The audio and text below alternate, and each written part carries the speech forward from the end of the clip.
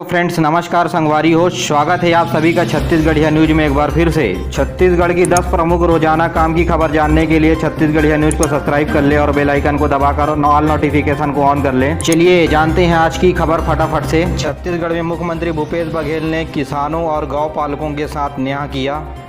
गोधन न्याय योजना के तहत 15 मार्च से 15 मई तक पशु पालकों से गोबर खरीदी की राशि 7 करोड़ 17 लाख रुपए गौ पालकों को दिए गए, तो वहीं गोठान समिति एवं महिला स्व सहायता समूह को 3 करोड़ 6 लाख रुपए भी दिए गए और इस राशि को सभी लाभार्थी के खाते में ट्रांसफर किया गया। रायपुर में राजीव गांधी की प्रतिमा बनाने के लिए 50 लाख रुपए खर्च किए गए। साथ ही धान का बोनस बंद होने के बाद राजीव गांधी किसान न्याय योजना के तहत प्रदेश के करीब 22 लाख किसानों को 1500 करोड़ रुपए ऑनलाइन किसानों के खातों में ट्रांसफर किया गया। इस साल 22 करोड़ किसानों को 4 किस्तों में 5,800 करोड़ रुपए देगी। वहीं प्रदेश सरकार ने 20 जुलाई से अब तक 88 करोड़ 15 लाख रुपए का गोबर खरीद चुकी है।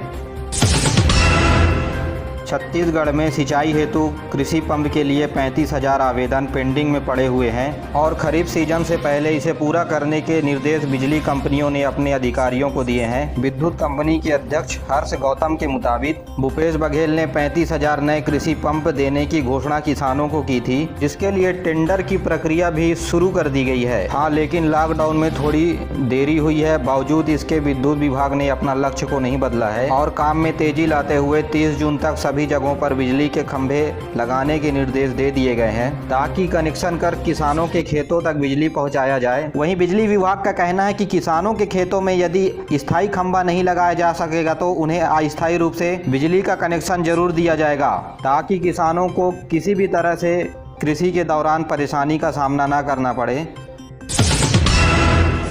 अब देश में ताउते तूफान के बाद यास का खतरा मंडरा रहा है। उड़ीसा और पश्चिम बंगाल के तट से 26 मई को टकराएगा चक्रवाती तूफान। वहीं प्रदेश के मौसम विभाग ने बताया कि इस चक्रवाती तूफान से छत्तीसगढ़ को प्रभावित नहीं कर पाएगा। प्रदेश के सभी यात्रीगण ध्यान दें, आपके लिए जरूरी सूचना है। कोरोना के चलते छत्तीसगढ़ में रायगढ़ जिले के कुछ स्टेशनों में ठहरने वाली ट्रेनों का स्टॉपेज बंद कर दिया है। छत्तीसगढ़ में सबसे ज्यादा रायगढ़ जिले में संक्रमण मिलने के बाद जिले में झारडीह, रॉबर्टसन, भूपदेवपुर, किरोड़ीमल नगर, जामगा और कोतरलिया स्टेशन में ठहरने वाले कुछ प्रमुख ट्रेनें अब यहां नहीं रुकेंगी। जी हां, इसका असर रायगढ़ से बिलासपुर, गोंदिया, टिटलागढ़, झारसुगड़ा की ओर जाने वाले यात्रियों पर पड़ेगा। यदि आप इन जगहों पर जाना चाहते हैं तो आपको ट्रेन का सफर महंगा पड़ सकता है। असम के गुड़गांव में विधायक रेणु जोगी मेदांता में हुई भर्ती। जी हां साथियों, पूर्व सीएम अजीत जोगी की पत्नी कोटा विधायक रेणु जोगी के पेट में ट्यूमर की शिकायत होने की वजह से गुड़गांव के मेदांता अस्पताल में भर्ती है। आज हो सकता है उनका ऑपरेशन। यह जानकारी उनके बेटे और छत्तीसगढ़ जनता कांग्रेस जोगी के अध्यक्ष ट्वीट कर बताया और उनके अच्छे स्वास्थ्य लाभ की कामना की। कोरोना महामारी को झेल रहे छत्तीसगढ़ में भी अब ब्लैक फंगस का प्रदेशवासियों के लिए चिंता का सबब बन गया है। बढ़ते हुए आंकड़ों के साथ केंद्र सरकार की भी चिंता बढ़ गई है। केंद्र सरकार ने सभी राज्यों को पत्र लिख करके ब्लैक फंगस के लिए अलर्ट किया है। वहीं राजस्थान, गुजरात, तमिलनाडु, तेलंगाना, हरियाणा ने ब्लैक फंगस नाम की बीमारी को महामारी घोषित कर दिया है।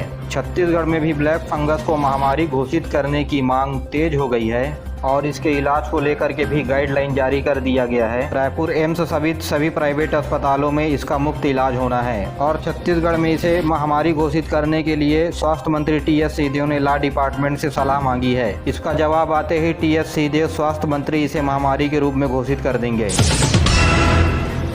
गढ़चिरौली में पुलिस और नक्सलियों के बीच मुठभेड़ की खबर सामने निकल के आ रही है। C-16 कमांडो ने मौके पर 13 नक्सलियों को ढेर किया है। गढ़चिरौली के परडीकोट जंगल में ये मुठभेड़ हुई है, जिसमें बड़ी संख्या में नक्सली मारे गए हैं।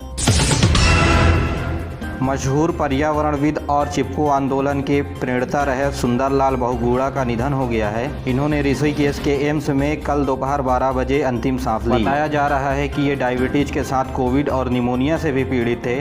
कोरोना संक्रमित होने के बाद 8 मई को ऋषिकेश के एम्स में भर्ती कराया गया था और इनकी उम्र 94 वर्ष थी। इनकी सबसे बड़ी उपलब्धि चिपको आंदोलन था। खरीफ फसल के लिए किसानों को बीज और खाद उपलब्ध कराने के लिए जिला प्रशासन ने पूरी तैयारी कर ली है।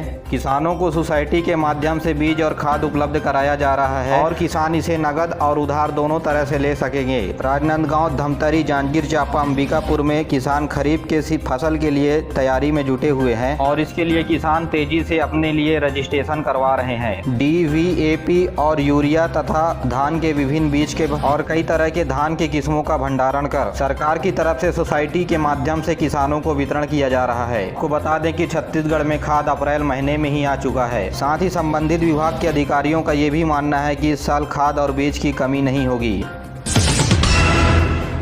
बिलासपुर यूनिवर्सिटी में ऑनलाइन परीक्षा की समय सारणी के लिए 3 ऑटोनॉमस कॉलेजों में से एक गर्ल्स डिग्री कॉलेज में 25 मई से ऑनलाइन परीक्षा शुरू होने जा रही है। ऑनलाइन पेपर के दौरान अंडर ग्रेजुएट छात्रों को 2.5 घंटे का समय मिलेगा, तो वहीं पोस्ट ग्रेजुएट छात्रों को 3 घंटे का समय दिया जाएगा पेपर सॉल्व करने के लिए। इसके बाद सभी छात्र ईमेल ID के माध्यम से शाम 5 बजे तक आंसर शीट को जमा कर सकेंगे और उन्हें क्वेश्चन पेपर 8 से 9 बजे के बीच वेबसाइट पर अपलोड कर दिया जाएगा। आपको बता दें कि करीब 4000 छात्राएं इस परीक्षा में शामिल होंगी। बालावद के देवरी गांव में पर्यावरण प्रेमी ने पर्यावरण संरक्षण को लेकर के एक अनूठी पहल की है। भोज कुमार साहू नाम का युवक पर्यावरण संरक्षण में जुटा हुआ है। मिट्टी और खाद के मिक्सचर को बॉल बनाकर उसमें अशोक, इमली, संतरा और करंज के बीज डालकर कोविड अस्पताल से ठीक हुए मरीजों को वितरण करते हैं ताकि वे अपने घर के आसपास इसे लगा सके। भोजराम साहू एक स्वास्थ्य कर्मी है। पिछले 10 सालों से पर्यावरण संरक्षण के प्रति जागरूकता पहल अभियान चला रहे हैं। इन्हें इस काम के लिए अवार्ड भी दिया जा चुका है। हाई कोर्ट में 18+ वैक्सीनेशन के मामले पर राज्य सरकार की तरफ से हाई कोर्ट में शपथ पत्र देने के लिए अतिरिक्त समय की मांग की गई और हाई कोर्ट ने अब राज्य सरकार को शपथ पत्र पेश करने के लिए 4 जून तक का समय दिया है। हाई कोर्ट की तरफ से जो पिछला शपथ पत्र पेश किया गया था उसमें कहा गया था कि हमने राज्य में वैक्सीनेशन के लिए कोई वर्गीकरण किया नहीं है, जिस पर हाई कोर्ट ने फटकार लगाते हुए कहा कि मजबूत और सही कारण देते हुए दोबारा शपथ पत्र पेश करने के लिए हाई कोर्ट की तरफ से राज्य सरकार को तारीख दे दी गई थी।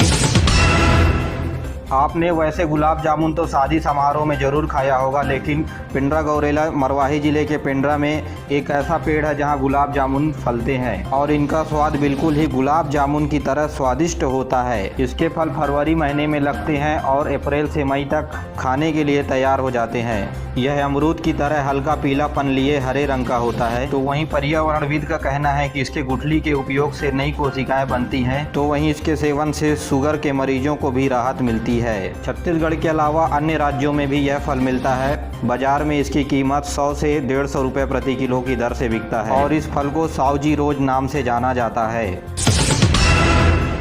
जांजगीर में एम्बुलेंस और पिकअप की भिड़ंत हो गई है। यह एम्बुलेंस मरीज को बिलासपुर लेकर के जा रही थी। मौके पर ही ड्राइवर की मौत हो गई और कड़ी टक्कर के बाद महिला मरीज और उसका बेटा गंभीर रूप से घायल है। नेशनल हाईवे 49 में अर्जुनी गांव पास ये हादसा हुआ है। रायपुर के भनपुरी इलाके में कोलंबिया फैक्ट्री में आग लगी है। इस केमिकल फैक्ट्री में टैंकर फटने से यह आग लगी है। केमिकल दूर तक फैलने की वजह से सूर्या वायर फैक्ट्री में भी आग पहुंच गई और धू धू कर जलने लगी। मौके पर दमकल कर्मचारी पहुंचे और 5 घंटे के बाद आग पर काबू पाया।